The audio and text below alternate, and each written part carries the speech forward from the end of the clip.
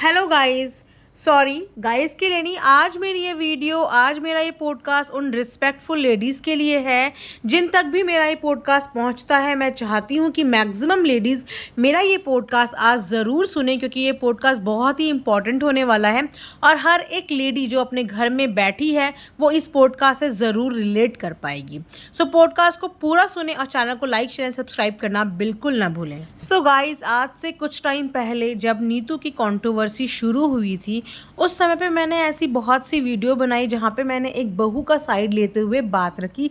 Because मैं भी एक बहू हूँ, एक माँ हूँ और किसी की बीवी हूँ, तो मैं उन सब चीज़ों से रिलेट कर पाई। इसीलिए मैंने अपने कुछ पॉइंट ऑफ व्यूज़ रखे, जिसमें काफ़ी सारे कमेंट्स मुझे ऐसे भी आए कि बीइंग अ बहू तुम्हें अपनी फैमिली को टाइम देना चाहिए, बीइंग अ वाइफ तुम्हें अपने हस्बैंड को टाइम देना चाहिए, मतलब ब्ला ब्ला ब्ला। एक औरत के ऊपर मल्टीटास्किंग का टैग लगाना, ठीक है। बिकॉज कहीं ना कहीं लोग ये भूल चुके थे कि जो व्लॉगिंग करती है नीतू बिस्ट, वो एक बहू होने के साथ साथ, एक बीवी होने के साथ साथ, एक बेटी होने के साथ साथ एक इंसान भी है। लेकिन उस समय पे भी बहुत सारे लोगों के क्वेश्चन आए जो मैंने रिस्पेक्टफुली हैंडल करे और कोशिश की कि मैं ज़्यादा से ज़्यादा लोगों के कमेंट्स और उनके क्वेश्चंस का आंसर कर पाऊँ। वहीं पे क्योंकि कंट्रोवर्सी बहू और सास और बहू के बीच में थी, तो अम्मू माता के फेवर में भी मेरे पास बहुत सारे कमेंट्स आए, जिन कमेंट्स को मैंने अपने एंड पे हैंडल करने की पूरी कोशिश की।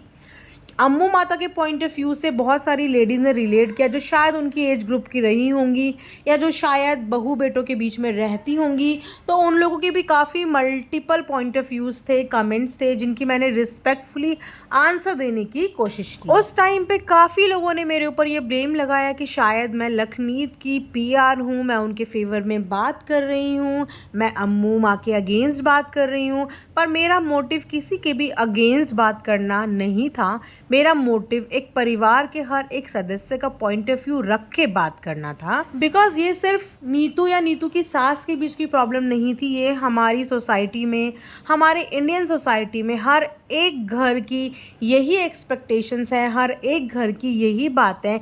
बट जस्ट ये लोग व्लॉगिंग में अपनी चीज़ें दिखाते हैं तो हमें दिख जाती हैं, और कहीं ना कहीं घर पे ये सब चीज़ें होती हैं तो वो हमें दिख नहीं पाती हैं। तो उस टाइम पे, उस सिचुएशन में जो लोगों ने आंसर्स किए, लोगों के जो कमेंट्स आए, उन्होंने बहू के ऊपर बहुत क्रिटिसाइज़ किया कि एक बहू को ऐसा करना चाहिए, एक बहू को ये करना चाहिए, इतना वर्कोहॉलिक नहीं होना चाहिए, अपनी फैमिली पे ध्यान देना चाहिए, इतना पैसा इतना काम करके कहाँ जाओगे, ब्ला ब्ला ब्ला। मतलब बहुत सारे मिक्स्ड कमेंट्स। तो आज मैं उन्हीं सब लोगों के इन कमेंट्स का जवाब देना चाहती हूँ, क्योंकि उस समय तो पर्टिकुलर मैं एक भी कमेंट पे पर्टिकुलर रिप्लाई नहीं कर सकती थी, लेकिन आज एक मौका भी है और मैं चाहती भी हूँ कि मैं आप सब लोगों से बात करूँ, ताकि अगर मेरे ज़रिए कुछ चंद लोगों के भी पॉइंट ऑफ व्यूज़ चेंज हो सके ना, अपनी बहू के लिए, अपनी घर की बेटियों के लिए, तो ये मेरे लिए ना सबसे बड़ी उपलब्धि होगी कि मेरे को अगर एक प्लेटफॉर्म मिला है और उस प्लेटफॉर्म के ज़रिए, अपनी आवाज़ के ज़रिए मैं अगर 10 लोगों को भी कन्विंस कर पाऊँ ना,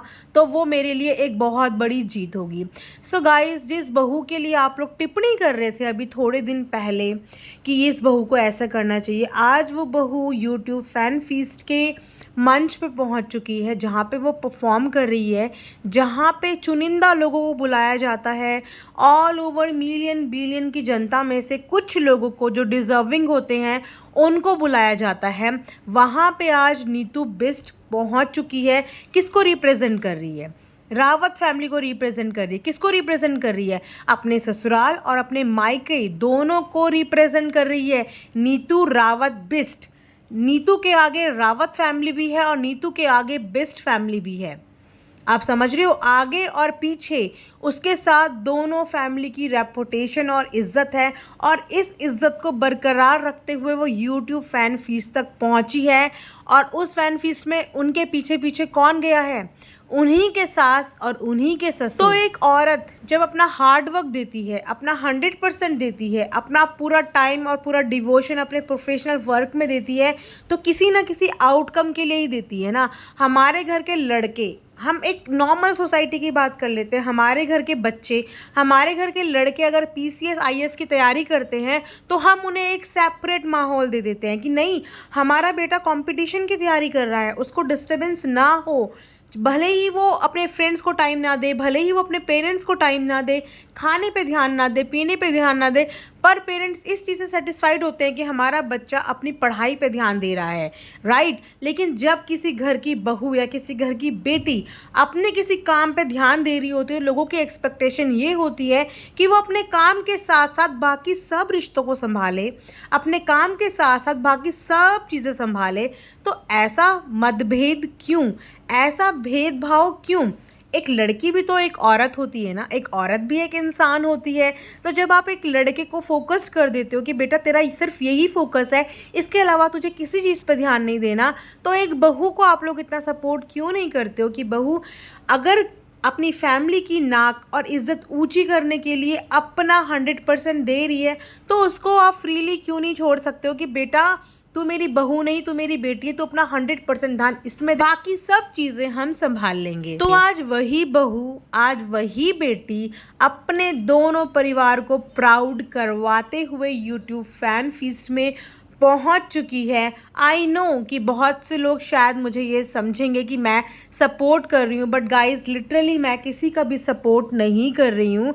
मैं उस लड़की की जर्नी देख चुकी हूँ, उस लड़की के व्लॉग्स देख चुकी हूँ, और मैं लिटरली बहुत इंस्पायर्ड हूँ। बिकॉज एक लड़की अपने काम के लिए अगर सारी चीज़ें कॉम्प्रोमाइज़ कर सकती है ना, तो सूनर और लेटर उसके परिवार के हर एक सदस्य को उसकी वर्थ ना अपने आप फील हो जाती है कि जितनी भी शिकायतें होती हैं ना वो अपने आप दूर हो जाती हैं अगर आप अपने किसी पर्टिकुलर एम या अपनी लाइफ की किसी पर्टिकुलर चीज़ के लिए फोकस्ड हो। थोड़े टाइम के लिए लोग नाराज़ होते हैं, लेकिन आप जब उनको प्राउड फील कराते हो ना इतनी मिलियन की जनता में, तो सबके गिले शिकवे दूर हो जाते हैं। तो मैं सभी बहुओं से, सभी बेटियों से यही बोलूँगी कि आपका जो मोटिव है ना, उस मोटिव के बीच में कुछ भी आए, आप उस मोटिव पे स्टिक रहें और अपनी फैमिली को प्राउड करने पे ना विवश कर दें। So guys, thanks for watching earth mom Dehradun. और अगर आपने ज़रा भी इस वीडियो से रिलेट किया हो तो कमेंट सेक्शन में अपने प्यारे प्यारे कमेंट्स करना बिल्कुल मत भूलना।